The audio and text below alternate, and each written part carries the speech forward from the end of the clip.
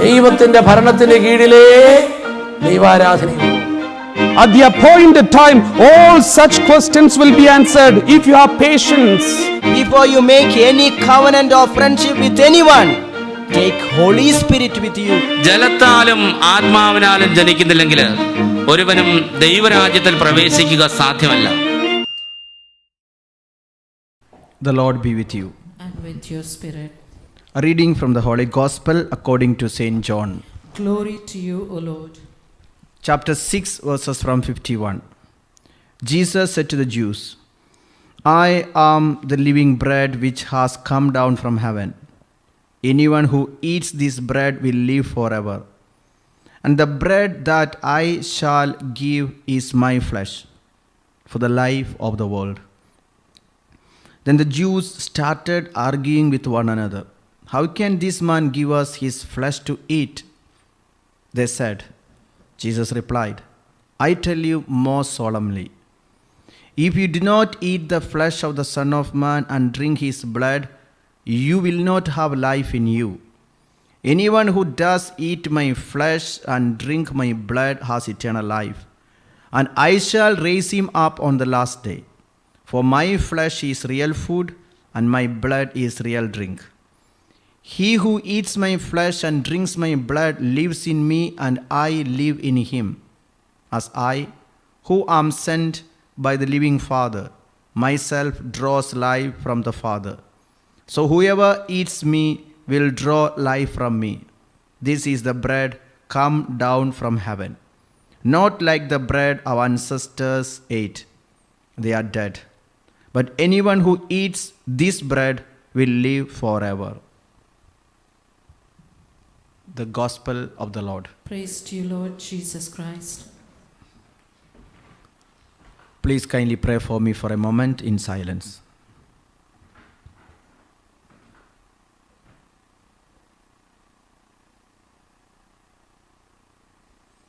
Thank you for your prayers.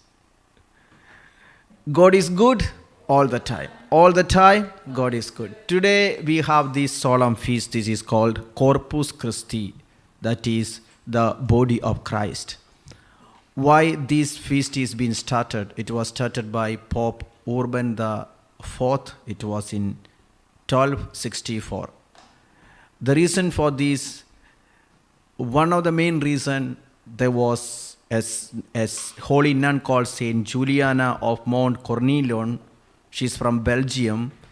One day during prayer, she had a vision of a full moon. And inside the full moon, she could see one black spot. And while praying, she got the revelation that it is a missing feast. Until then, there was no feast in honor of the body and the blood of Christ. She told this to the priest. Then the Pope was informed. Then the Pope got convinced that there should be a feast in honor of the body and the blood of Christ.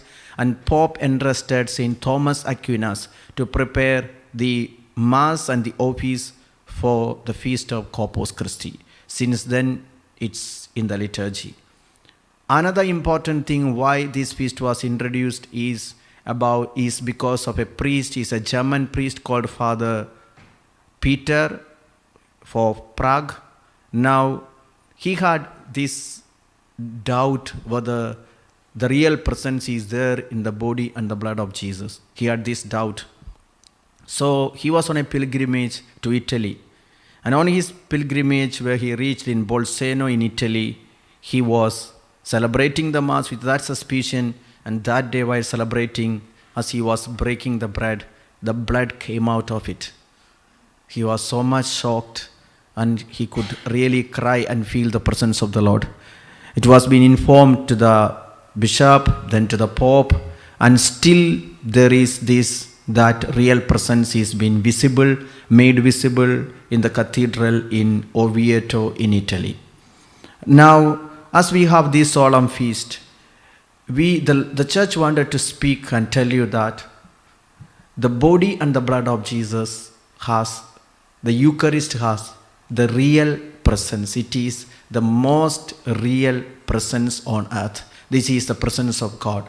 That's what we have just read. This is John chapter 6 from 51. We have read that Jesus himself said, from his mouth, I am the living bread.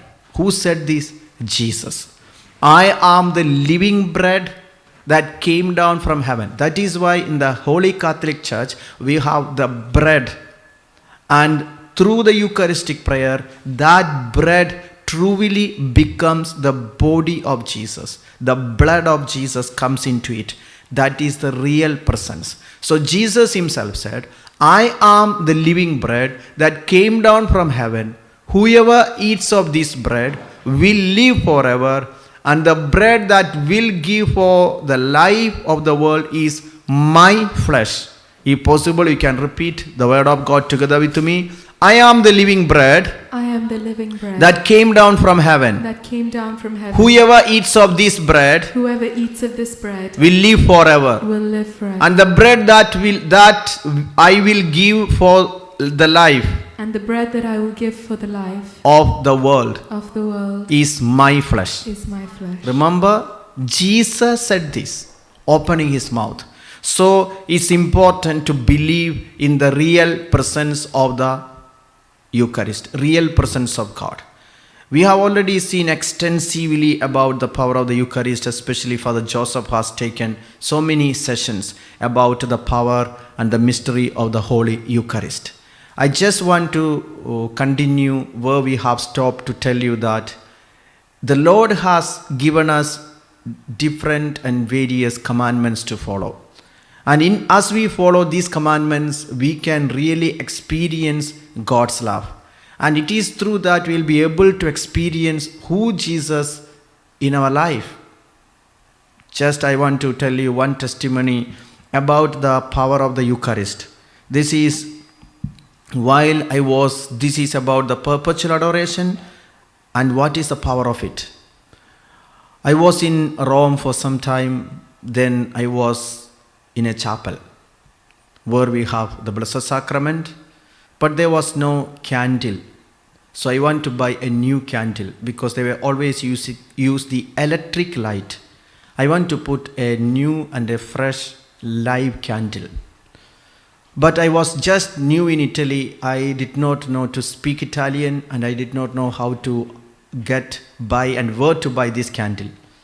But I was afraid to ask the priest in charge there because he's always busy, he has no time. So I thought of first sitting before the Blessed Sacrament, asking the Lord, can you please inspire me? Are you happy with this electric light? I want to buy a fresh new candle. That's an expression of my love. What do you say about it? And then I got this inspiration from the Lord. My son, I don't want a candle. I need you. Can you sit in front of me like a candle? I want to love you. I want to speak to you. I want to transmit my love to you. I need you more than a candle. My sisters and brothers, there are many people who are very giving lot of importance in cleaning the chapel, preparing the flowers and making all the arrangements. But they don't find time to sit before Jesus because he's alive. When you look at the Blessed Sacrament, if you can see that a person is there in that sacrament, he has eyes, he has ears, he has a face, everything is going to change. Everything is going to change. Hebrews 12:25, we read that we do have a God who speaks to us. He wanted to speak to us. He wanted to communicate. See that you do not refuse the one who is speaking. For if they did not escape when they refused the one who warned them on earth, how much less will we escape if we reject the one who warns from heaven? Once again, we read from the beginning, just that first word, see that you do not refuse the one who is speaking. It's a continuous process, and he is really and truly present in the Blessed Sacrament daily. And remember, he wants to see you. Remember that if you have a guest coming to your house, you have prepared the full room and you have made your guest be seated there, and you go and sleep in your room. What kind of disrespect it is. The Lord is really present. If we have the perpetual adoration, this perpetual adoration can bring all the transformation in our life. Perpetual adoration can give you life answers. It will give you solutions for your problem. I do remember that one day a lady came to me. Her problem, her marriage was not taking place. And now she is more than 32 years old. Her marriage is not taking place. She is in very difficult trouble. I told her, can you do one small favor? We have perpetual adoration here. We don't have enough people. Can you go and sit before the Blessed Sacrament? And whatever inspiration you get, write down in a piece of paper. It will help not only you, but also even those who are not married. So your intention is not just your marriage to take place. There are many whose marriages are not taking place. Can you also pray that because it is God's will, somebody should get married?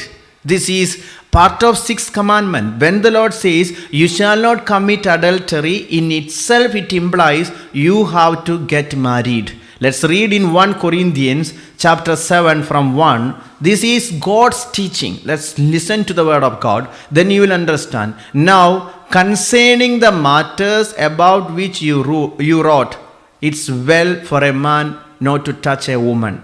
It is well for a man not to touch a woman. See that we live in a society, in a community, in a culture, in a generation where sexual immorality is on the peak. And the scripture says, it's well for a man not to touch a woman. Then we read verse 2. But because of cases of sexual immorality, each man should have his own wife and each woman her own husband. It is what God's design. So a woman who is maybe 25 years, 26 years, 24 years, a man is also of that same age, is God's plan. You should marry, because if a woman is not married at the age of 32, that means she has not started a life of her own according to the plan of God, if it is God's will to get married. So if so many people, their problem, they are undecided, they don't know what to do. This is what what God is telling. You are still struggling because you are not married and you are still confused. The Lord wants you to get married. So this particular woman who is 32 years, we recommended her to go and sit before the Blessed Sacrament because Jesus is alive. Pray. Pray for all those who are not married. And give me whatever inspirations you get. Basically, you have to open your Bible and read. She's an intercessor. She's a prayerful woman. So I asked her to pray. Later on, she came to me, she has given me 6 scriptures. This is what I want to share with you today, because it's also part of our series on the commandments. Now, the scriptures the Lord revealed to an unmarried woman who was 32 years, it's not only helped her later, within 3-4 months, her marriage took place and she became a very good example. And she also helped me to help others because God gave her these revelations. The first one was from Isaiah 62 verse 4. Let's all read together, especially those who are not yet married. And you are undecided. We have to read this. This is a lady who got this from the Bible. You shall no more be tamed, forsaken, and your land shall no more be tamed, desolate. But you shall be called, my delight is in her, and your land married. For the Lord delights in you, and your land shall be married. So it's God's happiness that you have to be married. So she understood that day because she was undecided.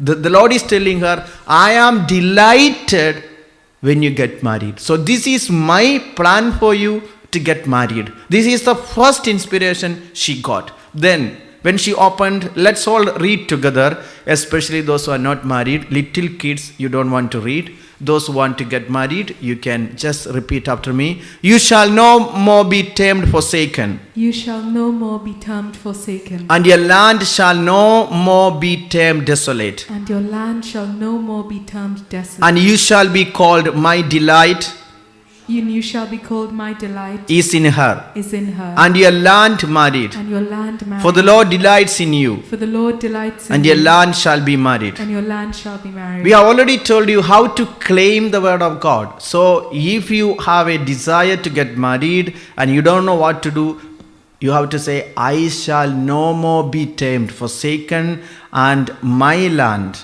shall no more be tamed, desolate, and I shall be called. God's delight is in me. We continue. And my land married. For the Lord delights in me, and I shall be married. This is what the Lord revealed to her. So that confusion whether to be married is gone. Then the Lord revealed to her, this is from Isaiah, this is 34 verse 16. Isaiah 34 16. Isaiah 34 16. Seek and read from the book of the Lord. Not one of these shall be missing. None shall be without its mate. For the mouth of the Lord has commanded, and his spirit has gathered them. What does it mean? Seek and read from the book of the Lord.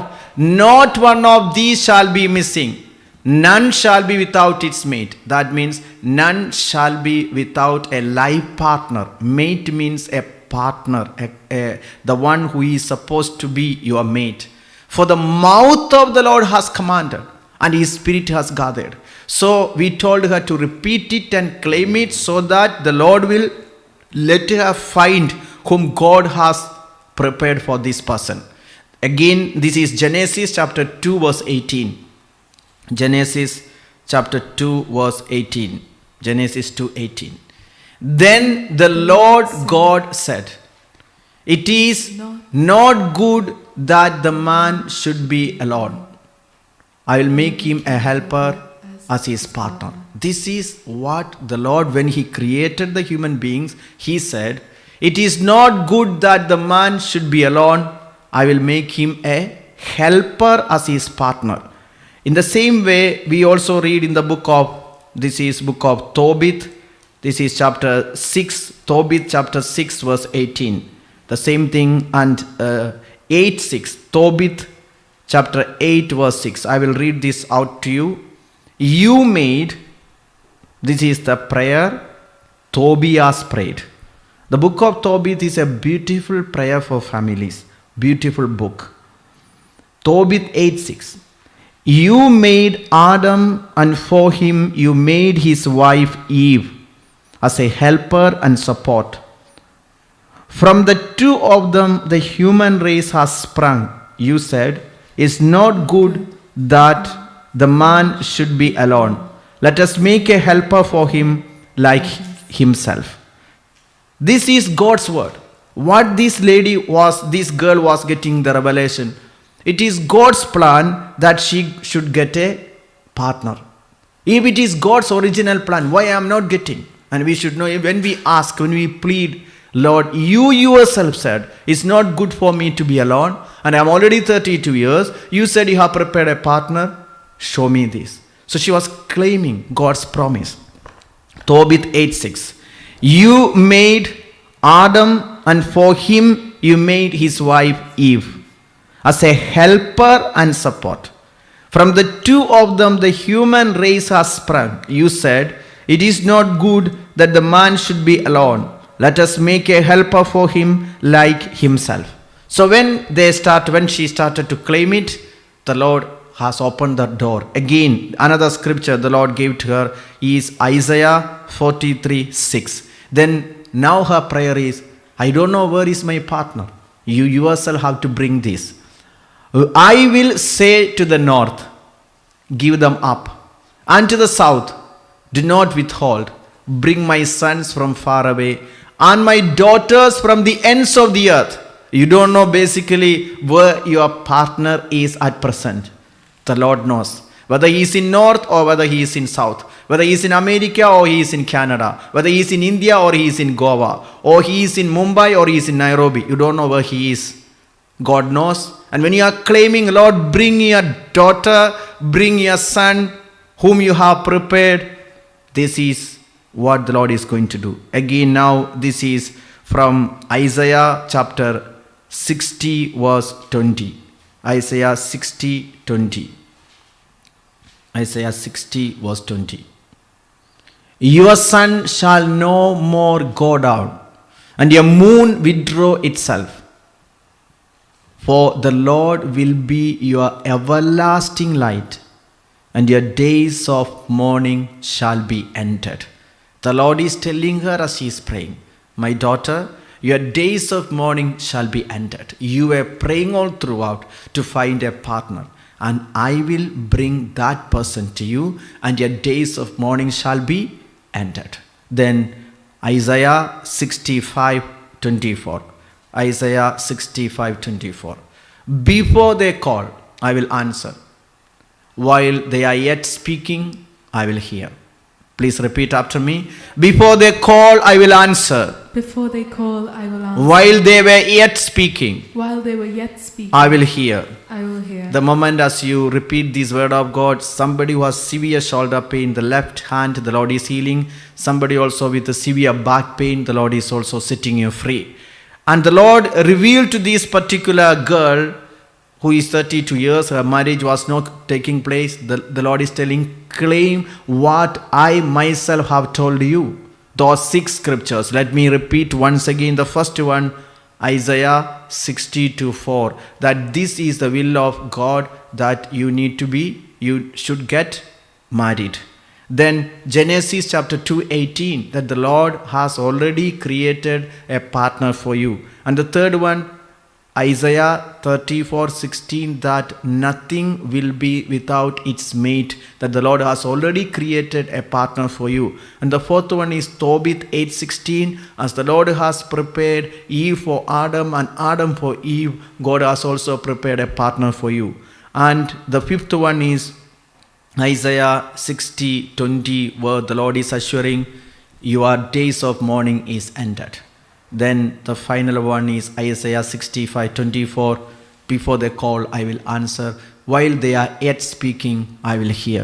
She started to claim, and I told you in 3-4 months, she was being set free and she got led to the life of marriage. Sisters and brothers, our God who created us, this is Jeremiah chapter 29 verse 11.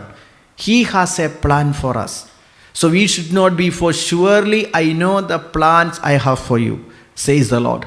Plans for your welfare and not for harm, to give you a future with hope. So this is He has a plan for our welfare, not for destruction, but a future with full of hope. So those who are not yet married, the Lord wants you to get married. Now, those who already got married, what about them? Many who ask a question, Father, I am not sure whether this person, this man, this wife is actually prepared by God for me, or I myself chose it, because I always have this suspicion, this doubt, whether it is from God.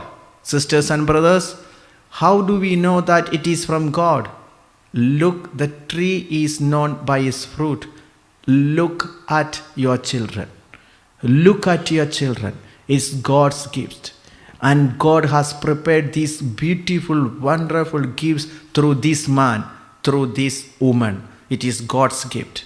And it is God who let you be united. So that is why you will not get an answer about your husband or wife from any counselor, any psychologist, any doctor. You can only get the meaning why you have this life partner. Who gave it is only from God, because it's God who has prepared this partner for you.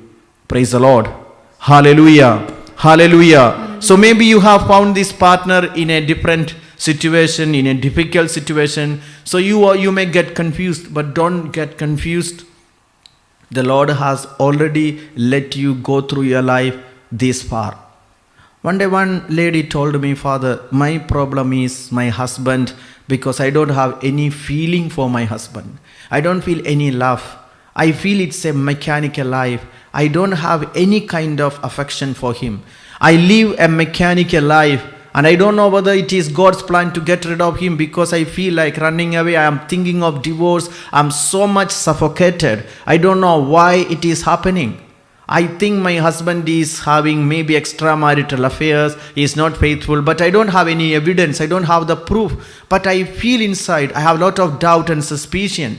And she told me, Father, I hate my husband. I don't know from where this hatred comes. I have suspicion.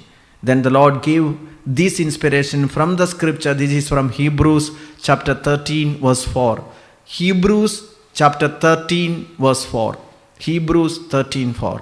Let marriage be held in honor by all, and let the marriage bed be kept undefiled, for God will judge fornicators and adulterers. Now the Lord is speaking to her when she is telling she feels hatred, she does not have any love or affection to her husband. The Lord is giving her, let marriage be held in honor by all. Now we live in a culture where there is no marriage as a sacrament.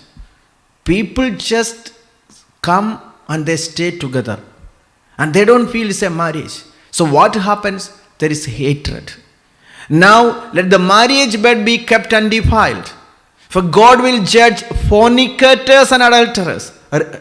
We should know, how can there be fornication? How can there be adultery? In marriage there is no fornication. It's approved by God. Marriage is a sacrament and it's a creation of God from the beginning, and the Lord delights. We have already read, God delights in marriage. God delights in families. Then from where this hatred is taking place? From fornication, from adultery. So if there is no sacrament, if there is no God in the marriage, if God is absent in the marriage, there will be confusion. There will be hatred. Even the couples, if they don't confess regularly, if they don't pray together, there will be confusion. Remember, a marriage that is being led by God Himself. This is angel Raphael. When Tobit, Sarah prayed, Tobit's son Tobias is being given a wife called Sarah through the direct intervention of heaven through Raphael. And what did this angel taught this newly married couple how to start their family life? Let us read. This is book of Tobit, chapter 6 verse 18. I will read it from the Bible. I have it. I will read it. This is Tobit chapter 6 from 18. I will read it. The demon will, when you enter, this is what the angel taught. When you enter the bridal chamber, take some of the fish, liver and heart, and put them on the embers of the incense, and odor will given off. The demon will smell it and flee, and will never be seen near her anymore. That means their marriage will get out of evil attack. In every marital relationship, remember, devil is envious. He is not, if God is happy, remember, Satan is angry. If God says, I delight in marriage, devil will immediately scream, I hate marriage. So devil will take all the possible ways to destroy marriage, marital intimacy, marital unity. He is a destroyer. See, he did not like Adam and Eve live together. He wanted to destroy it. This is the same. Angel Raphael is telling them, the first thing you have to do is to chase devil away from your marital life. It's already on the screen. Let's read together. The demon will smell it and flee, and will never be seen near her anymore. Now, when you are about to go to bed with her, both of you must first stand up and pray, imploring the Lord of heaven that mercy and safety may be granted to you. Then do not be afraid, for she has set apart for you before the world was made. You will save her, and she will go with you. I presume that you will have children by her, and they will be as brothers to you. Now say no more. When Tobias heard the words of Raphael and learned that she was his kinswoman, related through his father's lineage, he loved her very much and his heart was drawn to her. Remember, angel Raphael is a representative of heaven. What this angel is telling, oh, you can get married, everybody does, just go and sleep somewhere, never pray. No, God himself sending an angel and telling what is marriage is all about. It's not a union of two people, it's a union of three people. Never forget, you can never succeed in your marriage life if you are just two. You need a third person. This third person is God himself who united a husband and wife together. It's very important. Without prayer, marriage will never succeed. I am a witness of my parents' marital life. They are now more than 65, 66 years they are married. My father is 94 years, my mother is 84 years. I have several times I have heard my mother is telling me, making a comment, I don't know whether this was the same person God prepared me to be my husband.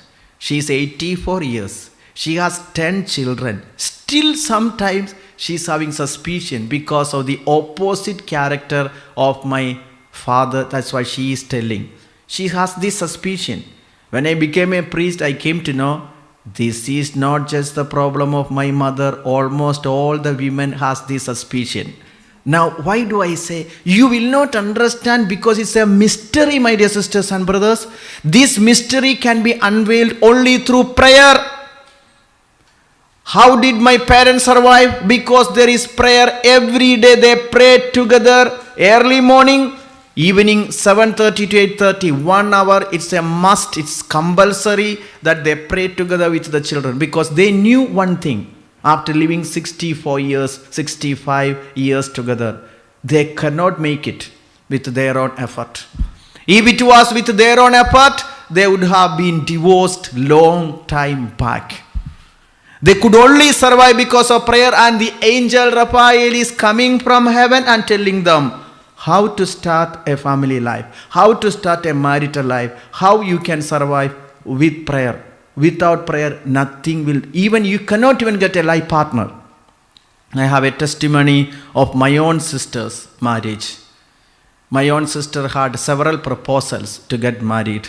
Nothing was taking place. And until after she made a lot of prayers, she regularly went for Holy Mass, perpetual adoration. That's the time she got married. After the marriage, my sister gave me a testimony of her husband. Her husband also had several proposals. He was the only son. He had all the property. He was rich. He had all the qualities to get a life partner. He had the qualities to get a wife. But when he started inquiring for marriage, certain girls he liked, but they did not like him. Certain girls liked him, but he did not like them. It went on. 39 people he met, nothing worked, and until he came to know one thing. I am not eligible, I am not capable, I am not rich, I need God to get a life partner. So he said, one day on his way to home, there was a Marian grotto on the roadside. He knelt in front of this Marian grotto and he prayed to Mother Mary saying, Mother Mary, I need your help. I need a life partner. I tried my level best. He said he never knelt in front of the grotto and it is on the roadside. People are walking that road and it's a shame for him. But he humbled himself. And that day he heard a voice from the grotto of Mother Mary. The next one will be your partner. That's the time he went and met my sister and the marriage took place. And my sister gave me this testimony saying that it is God who led him to me.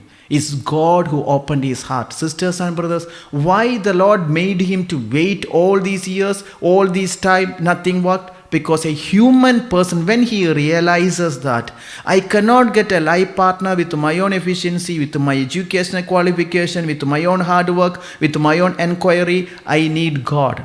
If it is coming from God, I kindly beg you and request you, how long, how earnestly you are praying to God, the creator of the humankind, to give you the partner prepared for you before the earth was begun. Once again, let us read. This is the same scripture, Tobit chapter 6 verse 18.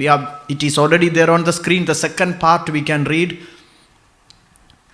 Do not be afraid, for she was set apart for you before the world was made. Remember, there is a partner God has prepared for you before you were born.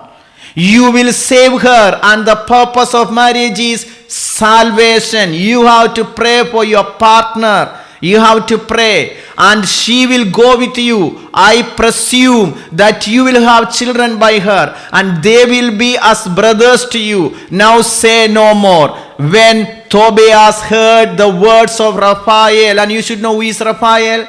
Angel Raphael, God's own representative, is telling him that this is your partner beforehand. God has prepared someone for you.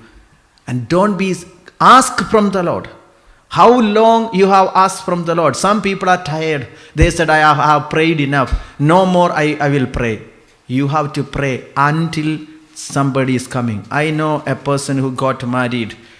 It's a very beautiful story. He was going for Sunday. He was always, every day he goes for Mass.